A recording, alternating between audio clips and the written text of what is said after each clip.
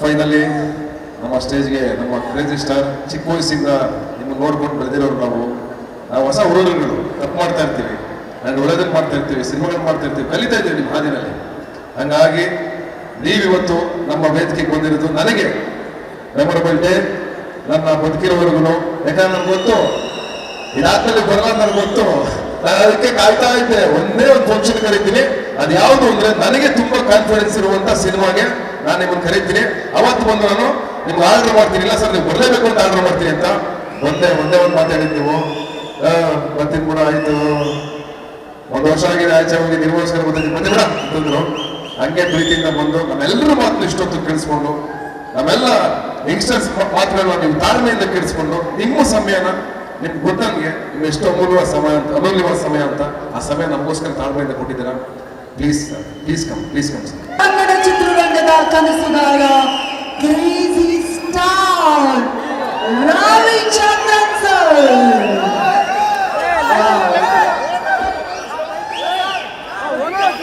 ನಮಸ್ಕಾರ. ಏನ್ ಗೊತ್ತಾ, ನನಗೆ ತಾಯಿ ಇಲ್ಲ. ಇವತ್ತು ಒಂದು ದಿವಸ ನಿನ್ನ ತಾಯಿ ಆಗಿದ್ದು ನನಗೆ, ಓಕೆನಾ? ಯಾಕೆಂದ್ರೆ ನನ್ನ ಪಿಕ್ಚರ್ ಯಾವುದೇ ರಿಲೀಸ್ ಆದರೂ ನಮ್ಮ ಅಮ್ಮ ಬಂದು ನೋಡ್ತಾ ಇದ್ದಿದ್ದು ಈ ಥಿಯೇಟ್ರಲ್ಲಿ. ಇಲ್ಲಿ ಪ್ರಮೋದ್ ಥಿಯೇಟ್ರ್ ಇಲ್ಲ, ಇಲ್ಲಿ ಇಲ್ಲ ಅಲ್ಲಿರೋ. ಸೊ ಇಲ್ಲೆಲ್ಲ ಒಂದು ಕಡೆ ನಮ್ಮ ಅಮ್ಮ ಎಲ್ಲ ಕೂತಿರ್ತಾರೆ. ಇವತ್ತು ನಾನು ಅವ್ರ ಜಾಗದಲ್ಲಿ ಕೂತ್ಕೊಂಡು ನೆನೆಸ್ಕೋತೀನಿ ಅವ್ರನ್ನ. ಅವ್ರು ನೆನೆಸ್ಕೊಂಡು ಎರಡು ಮಾತು ಶುರು ಮಾಡ್ತೀನಿ. ಅವ್ರು ಯಾವಾಗಲೂ ಒಂದೊಂದು ಪಿಕ್ಚರ್ ನೋಡ್ಕೊಂಡು ಬಂದಾಗಲೂ ಕೂಡ ಅವ್ರು ಬರ್ತಾ ಇದ್ದು ಸಿನಿಮಾ ನೋಡೋದಕ್ಕೆ ಅಲ್ಲವೇ ಇಲ್ಲ, ಸಿನಿಮಾ ನೋಡ್ತಾರೆ. ಆದರೆ ನನ್ನ ಮಗನ್ನ ನೋಡಿ ಜನ ಹೇಗೆ ಪ್ರೀತಿಸ್ತಾರೆ, ಹೇಗೆ ಮೆಚ್ಕೋತಾರೆ, ಎಲ್ಲಿ ಚಿಲ್ಲೆ ಹೊಡಿತಾರೆ, ಅದನ್ನು ಬಂದು ಮನೆಯಲ್ಲಿ ಅವ್ರು ಎಕ್ಸೈಟ್ ಆಗ್ತಿದ್ರಲ್ಲ, ಆ ಖುಷಿನೇ ಮನೆಯನ್ನ ಸಂತೋಷ ಪಡಿಸೋದು. ಅದು ನಿನ್ನ ಮಗಳು, ನಿನ್ನ ತಾಯಿ.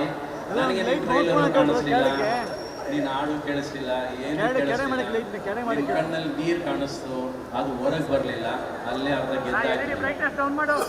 ಒಳಗಿಟ್ಕೋಬೇಕು, ಗಂಡಸಾದ್ರು ಯಾವತ್ತು ಕಣ್ಣೀರು ಹಾಕ್ಬಾರ್ದು, ಒಳಗಿಟ್ಕೋಬೇಕು. ಆ ಸಿನಿಮಾ ಮೇಲೆ ಎಷ್ಟು ಪ್ರೀತಿ ಇದೆ, ಎಷ್ಟು ಆಸೆ ಇದೆ, ಎಷ್ಟು ಕನಸು ಕಂಡುಕೊಂಡಿದೆ ಅನ್ನೋದು ನಿನ್ನ ಮಾತು ಹೇಳುತ್ತೆ. ನಿನ್ನ ಜೊತೆ ಬಂದಿರೋ ಸ್ನೇಹಿತರೆಲ್ಲ ಹೇಳ್ತಾರೆ. ಸೊ ನಿನ್ನ ಕನಸು ನಿಜ ಆಗಲಿ, ಆಸೆ ನಿಜ ಆಗಲಿ. ನಾನು ಒಂದಂತೂ ಹೇಳ್ತೀನಿ ರೀ, ಹೆಣ್ಮಕ್ಳಿಗೆ ಡೆಲಿವರಿ ಪೇನ್ ಅಂದರೆ ಗೊತ್ತು.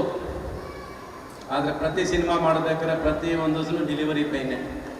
ಆದರೆ ಆಪ್ರೇಷನ್ ಮಾಡೋದು ನೀವುಗಳು, ಸಿಸೇರಿಯನ್ ಮಾಡೋದು ನೀವುಗಳೇ. ಫಸ್ಟ್ ಏನಾದ್ರು ಒಂದು ಆಪ್ರೇಷನ್ ಮಾಡ್ರಿ. ಆಪರೇಷನ್ ಮಾಡಿದ್ರೆ ಎಲ್ಲ ಪಿಕ್ಚರ್ ಅಲ್ಲಲ್ಲೇ ಸತ್ತೋಗುತ್ತಲ್ಲ, ಬದುಕ್ಸ್ರಿ ಫಸ್ಟ್ ಅಲ್ವಾ? ಬದುಕ್ಸ್ರಿ ಫಸ್ಟ್. ಯು ಶುಡ್ ಅಲೌ, ನೋಡ್ಬೇಕು, ಸಿನಿಮಾನ ನೋಡಬೇಕು. ಫಸ್ಟ್ ಆಫ್ ಆಲ್ ಥಿಯೇಟ್ರಿಗೆ ಹೋಗ್ಬೇಕಾದ್ರೆ ಪ್ರತಿಯೊಬ್ಬರಿಗೂ ಇವತ್ತೊಂದು ರಿಕ್ವೆಸ್ಟ್, ಪ್ರೇಕ್ಷಕರಾಗಿ ಸಿನಿಮಾಗೆ ಹೋಗ್ರಿ. ವಿಮರ್ಶೆ ಮಾಡಕ್ಕೆ ಮಾತ್ರ ಸಿನಿಮಾಗೆ ಹೋಗ್ಬೇಡಿ. ವಿಮರ್ಶೆ ಮಾಡೋದು ಐಡಿಯಾನೇ ಕೂತಿರ್ತೀರ, ಕೂತ್ಕೊಂಡು ಕಮೆಂಟ್ ಮಾಡೋದು, ಲೈಕ್ ಮಾಡೋದು, ಕಮೆಂಟ್ ಮಾಡೋದು, ಲೈಕ್. ಯಾವನ್ ಕೇಳಿದೆ ನಿಮ್ಮ ಕಮೆಂಟ್ನ? ಅದ್ರಲ್ಲಿ ₹1 ದುಡ್ಡು ಬರಲ್ಲ. ಅದ್ರಲ್ಲಿ ಫಸ್ಟ್ ಆ ಲೈಕ್ ಸಾಯೋದನ್ನ ಬಿಡ್ರಿ. ಸಿನಿಮಾದವ್ರು ಅವ್ರನ್ನ ನೀವು ಸಿನಿಮಾ ಥಿಯೇಟರ್ ಸಿನಿಮಾ ನೋಡ್ತಿರ್ತಾರೆ, ಅವ್ರು ತಗೊಂಡ ಕ್ಯಾಮ್ರಾ ಇಟ್ಕೊಂಡು ಕೂತಿರ್ತೀರ. ಅವ್ರು ಸಿನಿಮಾ ನೋಡ್ಬಿಟ್ಟು ನಗ್ತಾ ಕೂತಿರ್ತಾರೆ, ನಗು ಬರ್ದ್ರು ನಗ್ತಾ ಕೂತಿರ್ತಾರೆ ಥಿಯೇಟರ್. ಏನಕ್ಕೆ ಬಿಡ್ತೀರ ಅವ್ರನ್ನ?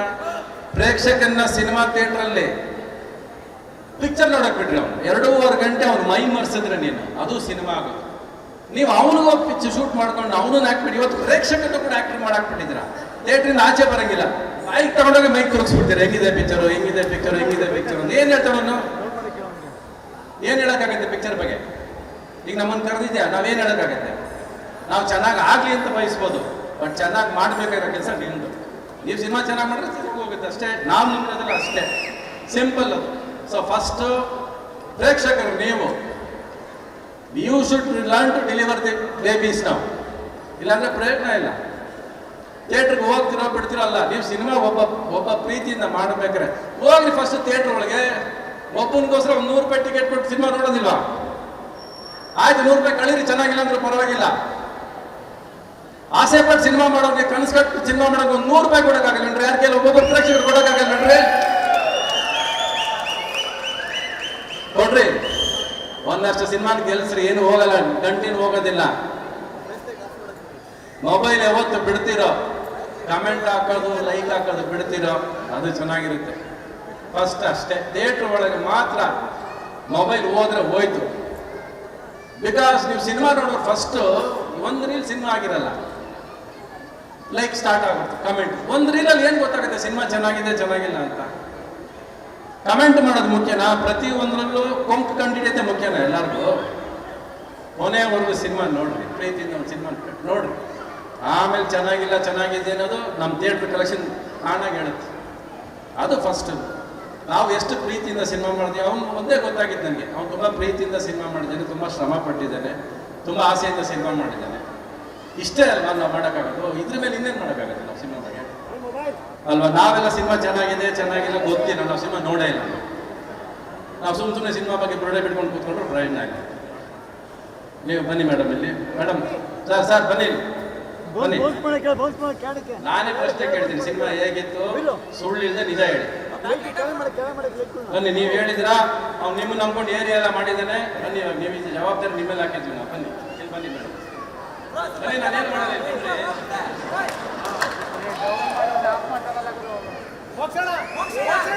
Sir, cinema ನೋಡಿದ್ದೀರಲ್ವಾ? ಎಲ್ರಿಗೂ ನಮಸ್ಕಾರ. ನಾವು ಸಿನಿಮಾವನ್ನ ನೋಡಿದ್ದೀವಿ. ಎಲ್ಲ ಪಾತ್ರಗಳು ಅದ್ಭುತವಾಗಿ ಬಂದಿದೆ. ಸಬ್ಜೆಕ್ಟ್ ಏನು ತಗೊಂಡಿದಾರೋ ಆ ಸಬ್ಜೆಕ್ಟ್ ಬಹಳ ಅದ್ಭುತವಾದಂತ ಸಬ್ಜೆಕ್ಟು.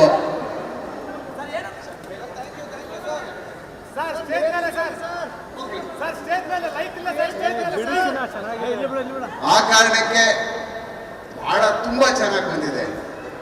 ಯಾಕೆ ನನ್ನ ಮಗಳು ಮಾಡ್ಬಿಟ್ಟಿದ್ದಾಳೆ ಅಂತ ಹೊಗಳುವಂಥದ್ದಲ್ಲ, ಬಹಳ ಕಷ್ಟಪಟ್ಟಿದ್ದಾರೆ. ನನ್ನ ಕೊನೆಯಲ್ಲಿ ರೋಷ ಆಗ್ಬಿಡ್ತು ನಿಜವಾಗ್ಲೂ. ನಾನೊಬ್ಬ ರಿಯಲ್ ಪೊಲೀಸ್ ಮನ್.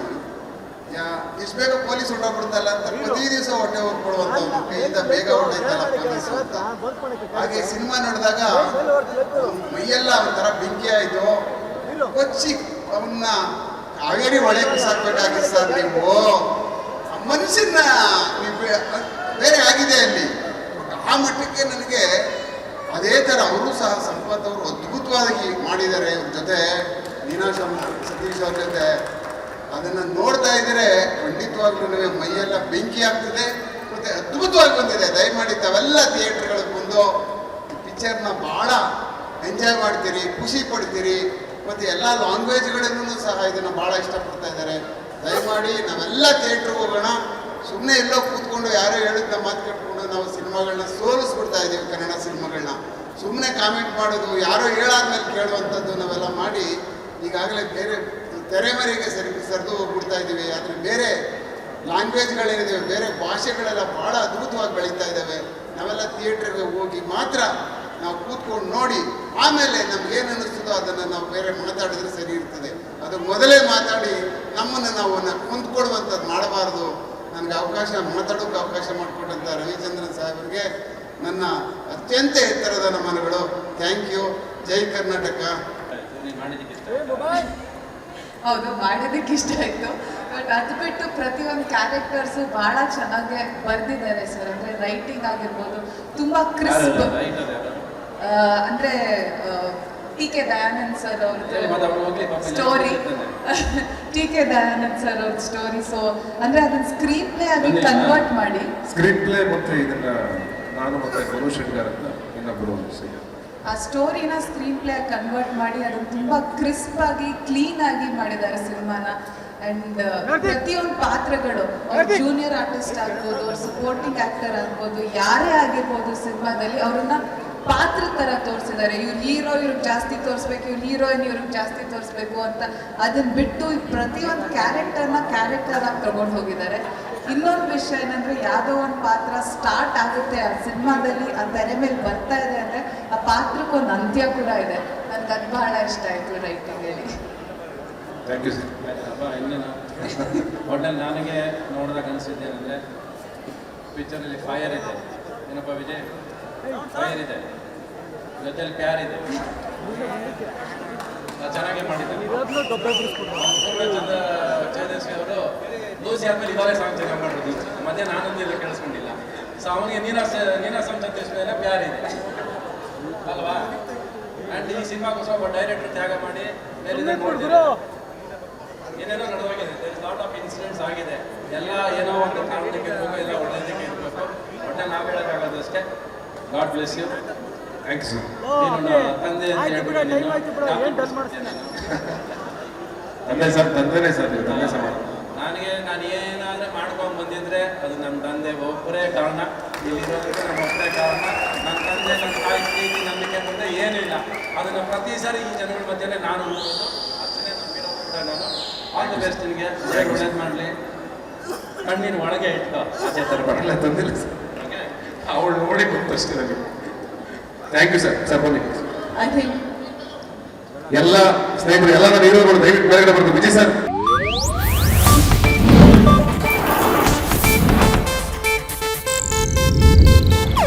ಇದು ಏಷ್ಯಾನೆಟ್ ನ್ಯೂಸ್ ನೆಟ್ವರ್ಕ್ ಪ್ರಸ್ತುತಿ.